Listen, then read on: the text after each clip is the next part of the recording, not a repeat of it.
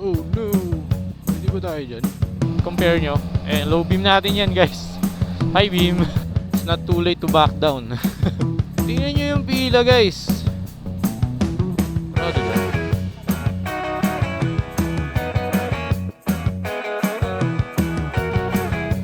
What is up guys? Good afternoon, good afternoon.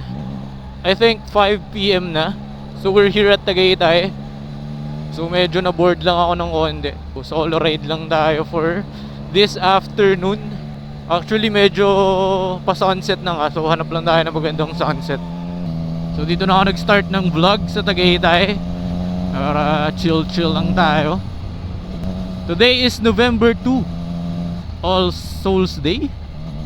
Tama ba? All Saints Day. And for sure traffic. So makikipagbuno tayo sa traffic dito sa Tagaytay guys. Very unfortunate. Oh my goodness. It's not too late to back down. So wala ko pumunta dun sa laging binababa ni Sir Joe Moto, dito sa may Tagaytay Rotonda. Dami kasing restaurant dito, tapos yung Hiraya, Starbucks Hiraya na hindi na naubusan ng pila. And buti naman medyo malamig kasi mahirap na ito pag mainit. So tsaga-tsaga lang, konti lang. Pero after ng Serene and itong Starbucks, medyo maluwag-luwag na yan. Tingnan nyo yung pila guys. Ano yan, pila hanggang papasok na yan. Hello, pila hanggang papasok nga eh. Ayan, di ba? Medyo maluwag-luwag na. Ganda, no?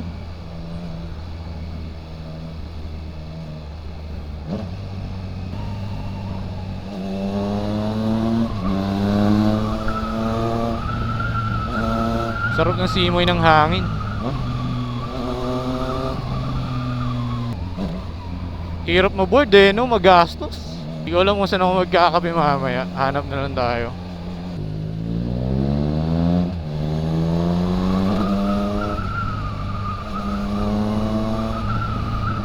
Wala nang sunset eh. Hanap na lang tayo ng magandang view para tambayan. Dito yun, di ba? Sa may rotonda. Actually, hindi pa ako nakakadaan dito. Saan ba yun? Ito na ba yun? Ay, sarado dyan. Pwede. Thank you. Kala ko sarado.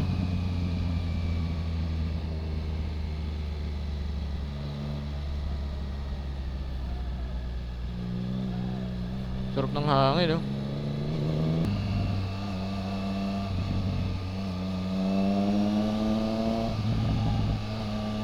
Yun ba yung McDonald's Cafe? Ang ganda pala dito, no? Bomba daw. Chill lang tayo guys. Di natin kabisado yun doon. Ganda ng bahay. Oh, bahay ba yan? Gabi na nga guys eh. Pero okay lang.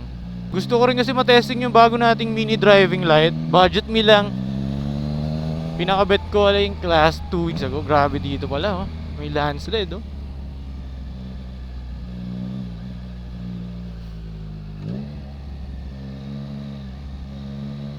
Di ko lang pwede pumunta dito. Balik na rin tayo maya. Ayoko gabihin dito.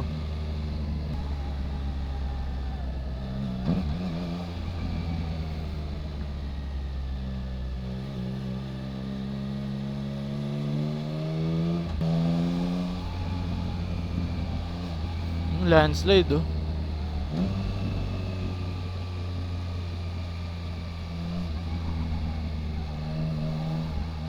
Grabe talaga, inulan dito, no?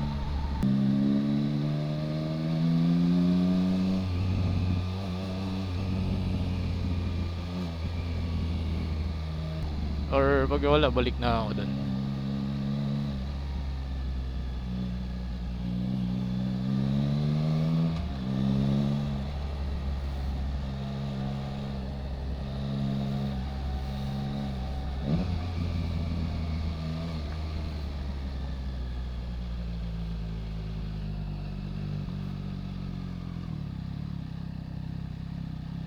Oh no!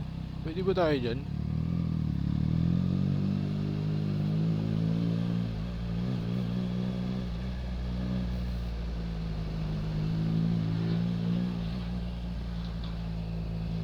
Makatakot, no?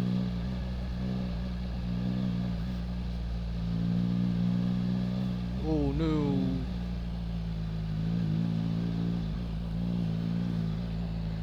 I think hanggang dito na lang ako guys, kasi gumagabi na.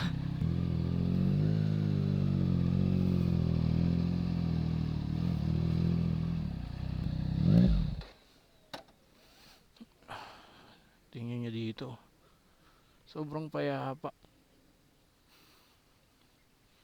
Kaso medyo may mga debris pa sa road. Kasi dahil nga sa bagyong Christine. Ayun.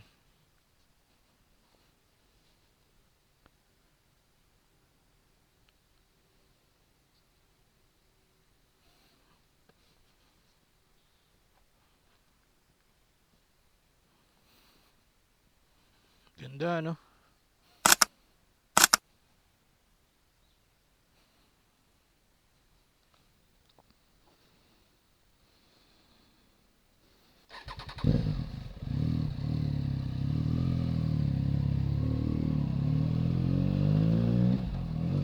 Ayun guys, alis na tayo.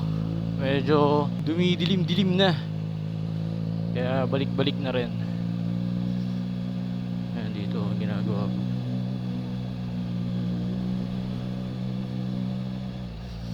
Kita yung MDL natin. So medyo makalat pa dito as of November 2. Kung nagbabala kayong bumaba papuntang Talisay.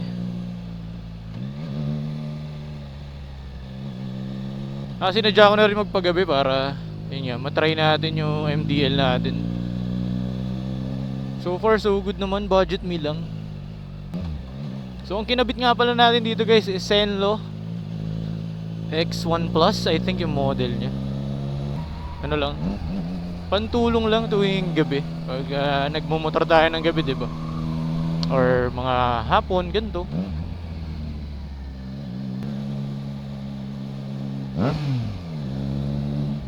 Bomba daw. Ganda, no?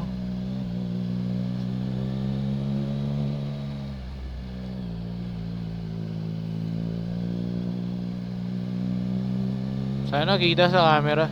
Sarap naman tumira dito. Ang lamig-lamig. Tsaka yung view talaga, grabe.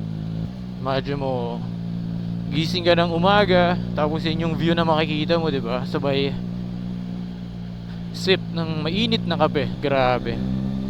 What a way to start the morning with the view of the Taal Volcano.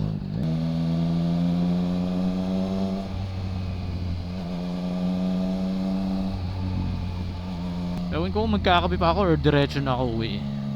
Kasi for sure, ang daming tao ngayon sa mga establishments dito sa Tagaytay. So dito na rin tayo sa Rotonda. Silang na lang siguro tayo, no?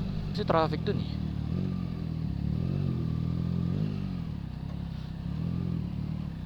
Dito tayo naman. Traffic dun. So yun, sinadya ko rin naman talaga magpagabi para nga to try out yung bago nating mini driving light na budget meal. It cost me around ano lang ata, 3.5 or 4K. Sa ano ko pinakabit guys, sa Andeng Motor Shop nga ba, dyan sa may Silang or GMA. Yun guys, pauwi na tayo. Pero tingnan ko pa kung magko-coffee pa ako or kakain bago umuwi. Pero marami kasing tao kumakain ngayon eh, kasi yun nga, holiday, nakakatamad. Talagang gusto ko lang i-try itong bago nating mini driving light. May pakita ko sa inyo kasi medyo maliwanag po eh. Tsaka baka makasilaw tayo dito for around 4,000, ganun. Like kasama na lahat, harness, wirings, installation, yun. Tapos ako pala may dala nung fork bracket, kasi sa forks ko siya kinabit. Ako yung nag-source out nun. Binili ko lang din sa Shopee. So yun, budget meal lang talaga kasi wala pa tayong pera pang GR guys. Wala pang money pang GR. Minsan nahihirapan na ako mag-drive kapag gabi. Kasi madilim. Ano din, konting tulong na lang din para pag nagda-drive, 'di ba? Saka visibility on the road. Yun yung isa sa mahalaga eh. So ilalagay ko yung Facebook page ng Andeng Motor Shop kung saan ako nagpakabit. Very smooth, galing nung gumagawa. Maganda yung wirings, sama yung switch. Diba, ito yung switch. Ewan, di ko lang alam kung nakikita nyo. Kasi tingnan mo yung stock light natin guys, yan lang, yung high beam. Yun lang. Parang kumakalat lang siya. Yan yung low beam nya guys. Yan yung low beam nya, diba?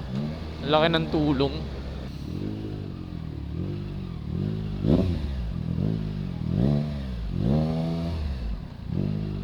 Alright, tayo dito. Traffic, no? So yun guys, patayin ko muna ulit. Compare nyo. Low beam natin yan guys. High beam. Yun lang, parang sumasabog lang siya. Tapos yan, low beam nito. Yan. Diba? Ang laki ng tulong. Kaya kunyari, overtake. Medyo magbigay ka ng sign sa overtaken mo. Diba? Patayin mo na. MDLs are not illegal guys, pero use it properly. Huwag nating abusuhin. Kaya minsan, di ba, tayong mga big bike owners, pagsasabihan tayo ng mga, alam mo yun, mga hindi naman nagmumotor na kahit araw, nakabukas yung mini driving light natin.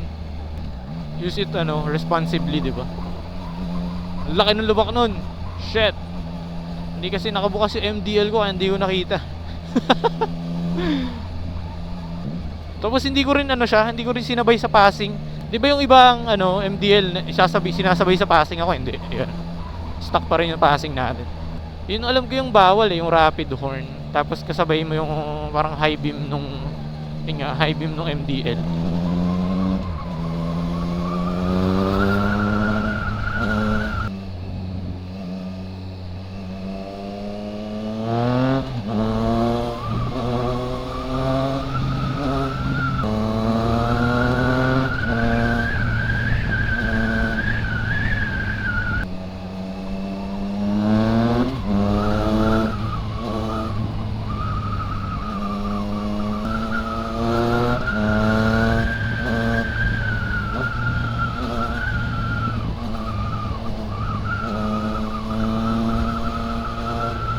Choke point. Traffic na dito na malala, no? Grabe na to.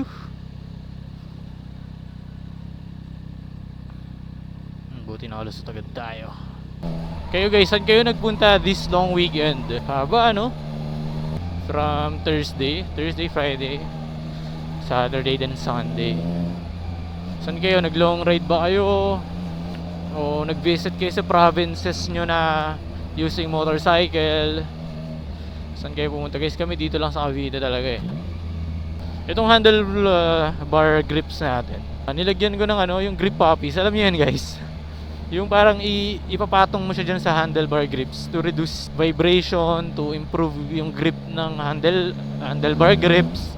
Yun, effective naman siya. Yun nga lang, medyo tumaba. So kung medyo maliit-liit yung kamay nyo, medyo mahihirapan. Pero effective for me Ang cute, ang ganda niya. Re-recommend ko siya. Ayan, medyo sobrang smooth na tuloy. Saka ang ganda i-grip. Hindi ko lang siya masabi pagka sa long ride yung comfortability niya.